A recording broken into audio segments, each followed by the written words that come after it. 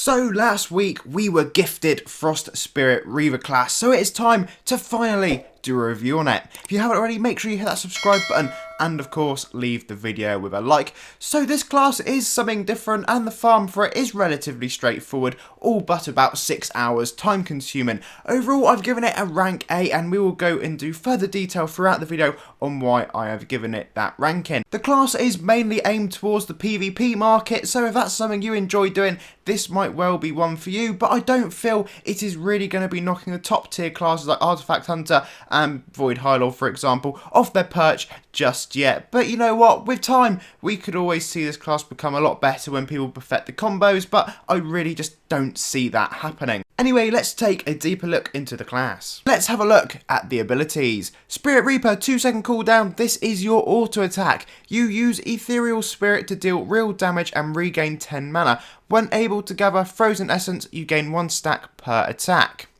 Your second ability is Spirit Freeze. Flash freeze your foe's spirits, stunning them for 2 seconds and chilling them from the inside. Also inflicts Spirit Chill for 12 seconds, that doesn't refresh, reducing target haste and dodge by 15%, but preventing flash frozen for the duration. When able to gather Frozen Essence, you will gain 2 stacks per cast.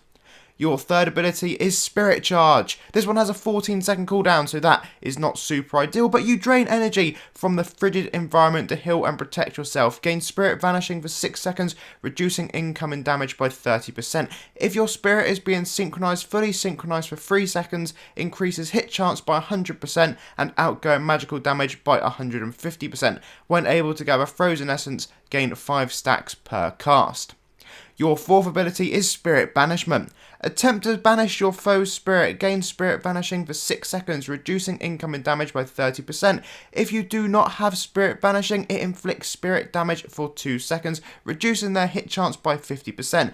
If Spirit Vanishing was already active, inflicts Spirit Devastation and Spirit Destruction, reducing your foe's defense by 30% for 4 seconds and inflicting damage over time for 8 seconds. It cannot crit. When able to gather Frozen Essence, you will get 3 stacks per cast.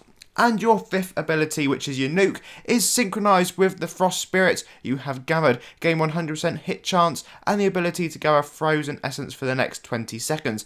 Cast again to expend your stacks of Frozen Essence to deal massive damage that always hits and crits. If Spirit Vanishing is active, inflicts Spirit Shattering for 20 seconds, increasing foe's damage taken by 20%. If cast with fully synchronized spirit active, deals further increased damage but removes all synchronization effects. Let's talk about farming. So for this class it gets rank D because, to be honest, it is non-existent. This is not a farming class. Please don't use it for it. It will just consume all your time and you will get very little reward. So that is all I've got to say on this class for farming. However, for soloing, it starts to get a bit more interesting. It achieves a lovely rank B for this. When using this class, you're going to want to use a combo that goes something roughly along the lines of 4-5, 2-3-4, and then you can just repeat 2-3-4 a few times until you get enough stacks to hit your nuke with number 5. Frost SpiritReaver is actually a pretty good soloer, all but it will take you a little bit of time to defeat anything. The damage is fairly moderate and consistent, and you have got a nice heal with your third ability, so you will stay alive. You can of course apply some nice damage over time, and with the nuke it does speed things up. This is not going to be groundbreaking, it's not going to be taking over your main soloing classes like Void High Lord, but you know, it is pretty decent and it will keep you alive for the majority of monsters. On to PvP, which is where this class flourishes. So it gets a rank A for this. It could potentially be an S tier, but again, you'd need to nail the combo for it really. The issue I have with this is the cooldown times. So yes, although you can get your 4th and 5th and 2nd attack in quite quick, you have then got to wait for your nuke to actually recharge before you can deploy it again. You could use the tactic of totally ignoring the buffs your 5th ability gives you and going for 2-3-4 a lot and then nuking. The problem with that method is you are going to be left pretty open in that you're not going to be able to heal yourself with your third ability due to the insanely large cooldown time of around 14 seconds that it has attached to it. So you are going to need to be able to self-sustain yourself and take your enemies out quite quickly with this because you are not going to last very long, in particular against the top tier PvPers. When I was testing this one out in the PvP arena, I did find that I was winning about 50-50 of the battles when I was using it. Your combo does get thrown slightly off sometimes, especially if your opponent manages to miss or indeed stun you before you can actually get going.